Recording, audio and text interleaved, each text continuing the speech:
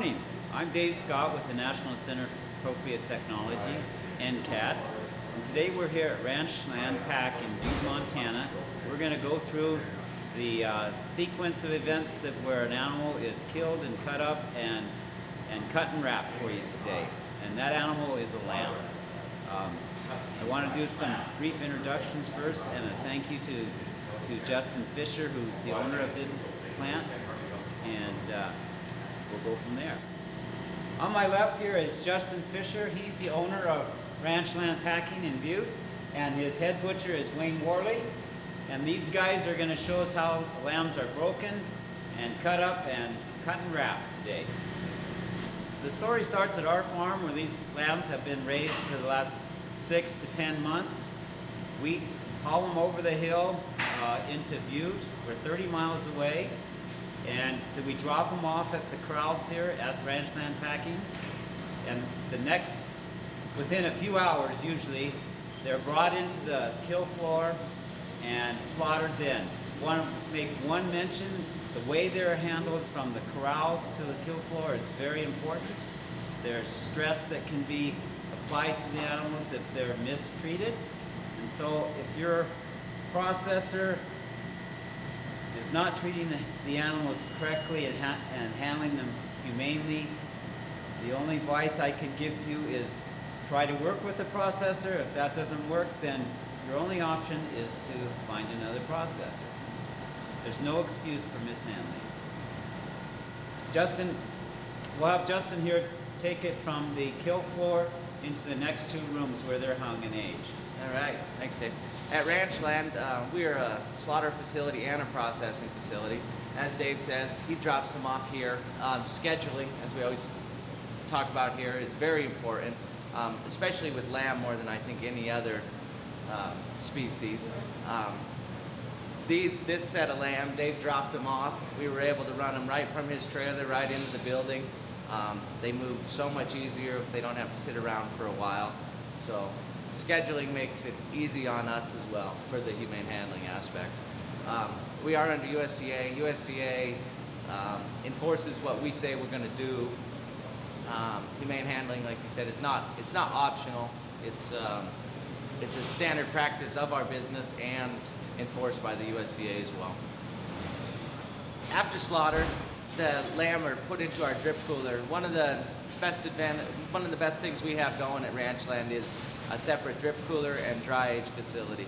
That means that we have 2 different coolers. The first one, the carcasses go into, and intense refrigeration will evaporate the moisture out of them and drop the carcass temperature down to like 30 degrees overnight.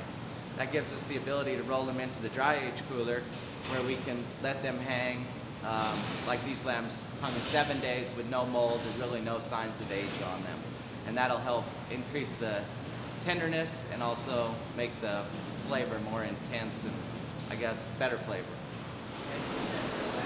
This here is one of our lambs. I just wanted to show you how each lamb is tagged as it flows through the plant. Here's my name, Dave Scott. 227 was the date that the lamb was killed in the plant. This is the tag number of the lamb. That's our tag number that has been on the lamb since birth. And this is the hot weight of the carcass, 62 pounds. We generally have a 50% difference between live animal weight and carcass weight. Just wanted to say one thing about this tag number. This tag number follows this particular carcass all the way through the plant. It's a very important number. If there's a customer that bought this lamb as whole, then your tag number here is assigned to that customer. Likewise, if we want to have a particular cut, for instance, shoulders, kebabs coming off this lamb, then that's part of the cutting order. Lamb 5097 goes to kebabs in the shoulders.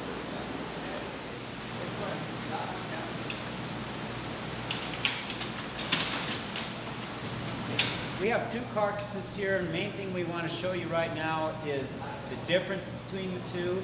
The carcass on my closest to me here is finished just spot on. The one on This far side here is just a little bit over finished, and we're going to let Wayne tell us what we're looking for here, both inside and outside the carcass. Good morning. And I've worked with Dave for several years. As a producer, Dave generally drops his sheep off one day. He'll come in the next day and look over the carcasses. What we're looking for is fat cover, inside fat, and overall muscle buildup. So what we're looking at on the inside of this one is we have a little bit of heavy fat. This one here was just a little bit too long on feed. For this one here, we have a perfect sheep. Interior fat, we don't have all that much. Exterior is just perfect. We have what something would be just broke down and packaged and ready to go to market. And that's about 2/10 of an inch of fat on the back fat there. That's an example. This down here is right around 2/10. Okay, we want to show the inside fat or the kidney fat right here. We'll let Wayne tell what we kind of wanted to see and what we are seeing here, and the reason why you want a little less kidney fat than this. Okay, your overall goal would be to minimize your kidney fat without hurting the fat content for your marbling. So this one here has the little bit more kidney fat than your perfectly finished lamb. So when we break these lambs down, we will show you when we get to the shoulders, into the loins of the marbling, that you'll have about the same amount of marbling, but this kidney fat is overall waste. Okay, we're going to start breaking the lamb here. We're going to break the shoulders off first.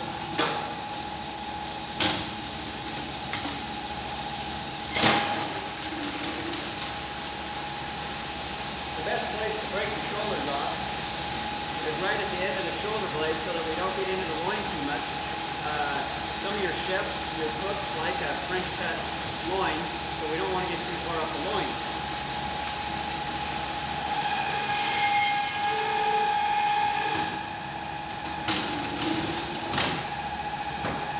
Now we're going to break the legs off, and we want to break the legs off right at the top of the loin so that we can get the maximum size for loin chops and the maximum size of your leg.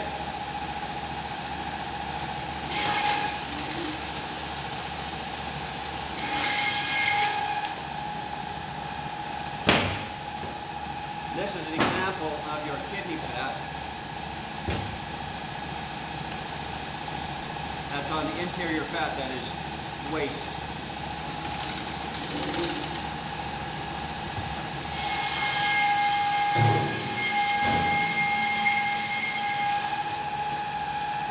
These are the loins, and for most of your cooks, they like a French rack, so we're going to break these loins a little bit long here to leave the ribs so they can be crunchy.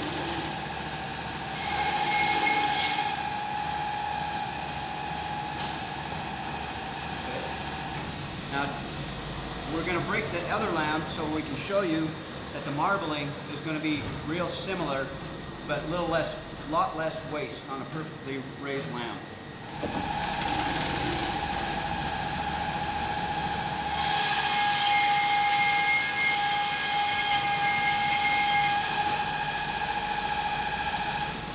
Okay, now we're going to show you the fat content on both lambs here.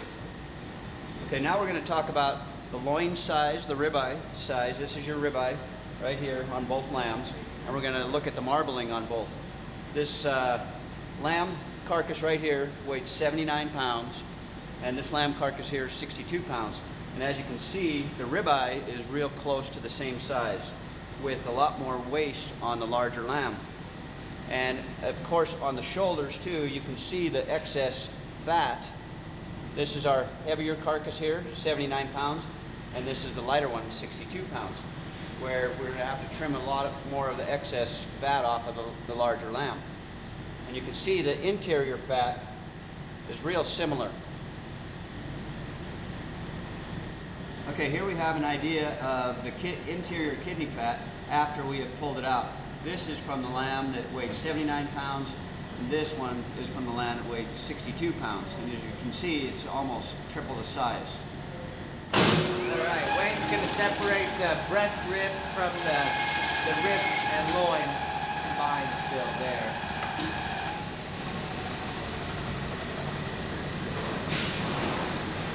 Removing some of that excess fat.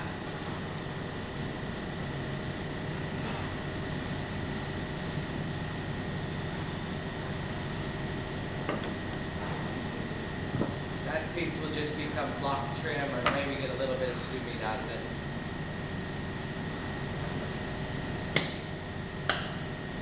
There's a blade bone in the end that he was just digging out there. And that's just more of a presentation and makes it easier to keep.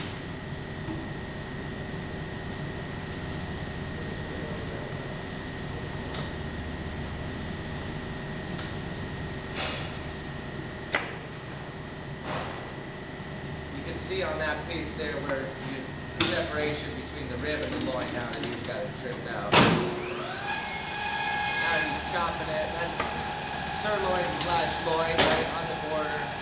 And in my opinion, it was a perfect break. That's right where you want to hit it. Those are your nice loin chops.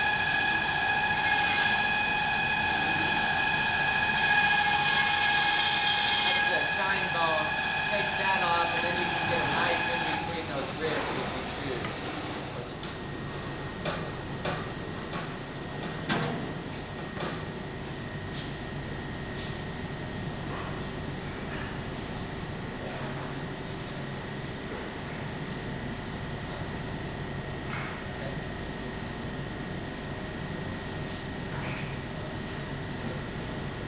As you can see, those loin chops over there, at least 1.5 inches thick.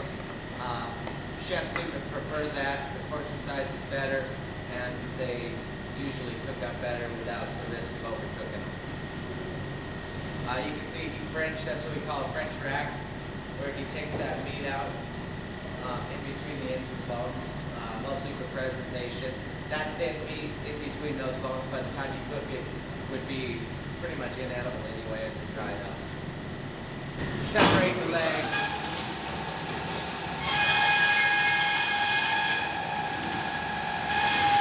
Took the hind shank off.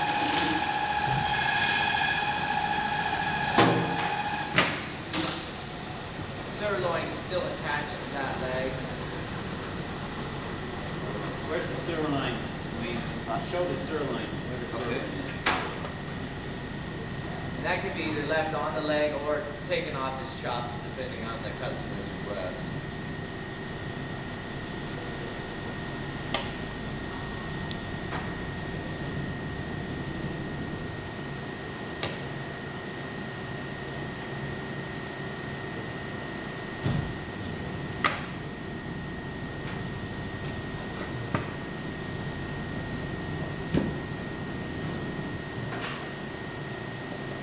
There we have the leg.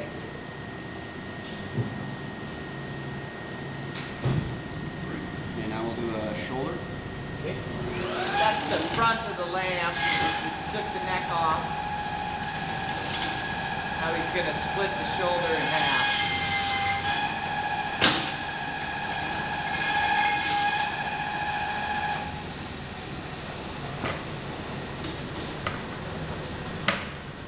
That's your foreshank.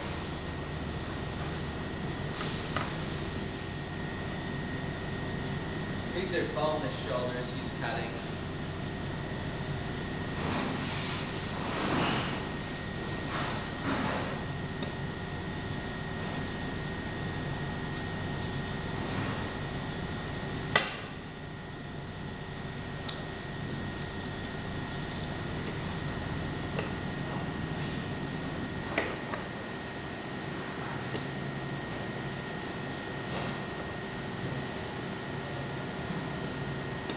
The idea of boning out a shoulder is to leave as much meat on the boneless part as possible.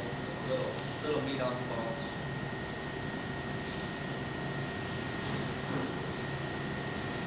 He'll also sort out any thick connective tissue or excess fat while he's doing this as well.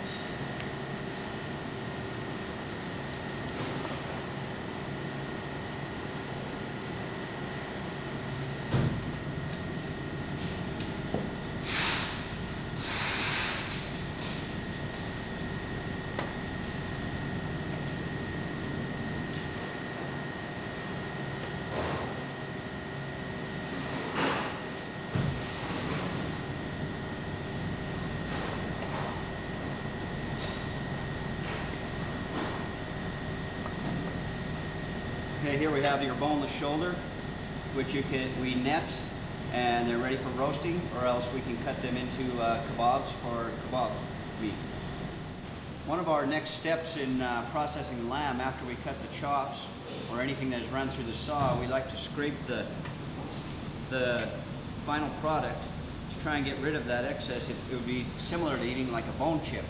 So as you can see, we remove that excess bone dust. Then our next step would be on our boneless shoulders. We bone them out. You can leave them whole. This here we have cut in half, and we run them through our netter to hold them together while the chef can cook. And then he can insert any of their spices through the netting. Okay, we're going to touch a little bit more on the subject as an overall producer for Dave, that he comes in and checks out every lamb after slaughter. And what he's looking for mainly is a perfectly finished lamb where they do not get overfed, which is would be a main goal for a producer, so that when you do overfeed, it's just waste. You just trim and there's no use for it. So Dave comes in and checks every sheep after slaughter so that he can make sure that he is feeding them properly and that they're to the perfection that they want to be. This is Brenda Worley. She's the meat packager and the quality control person here, and also getting the meat as soon as we can right into the freezer. Okay, so what I do after Wayne or whoever gets done cutting the meat, I usually start with the chops and scrape all the content from the bone dust off the lamb. Keeps it fresher. He usually wants 4 packs on his lambs.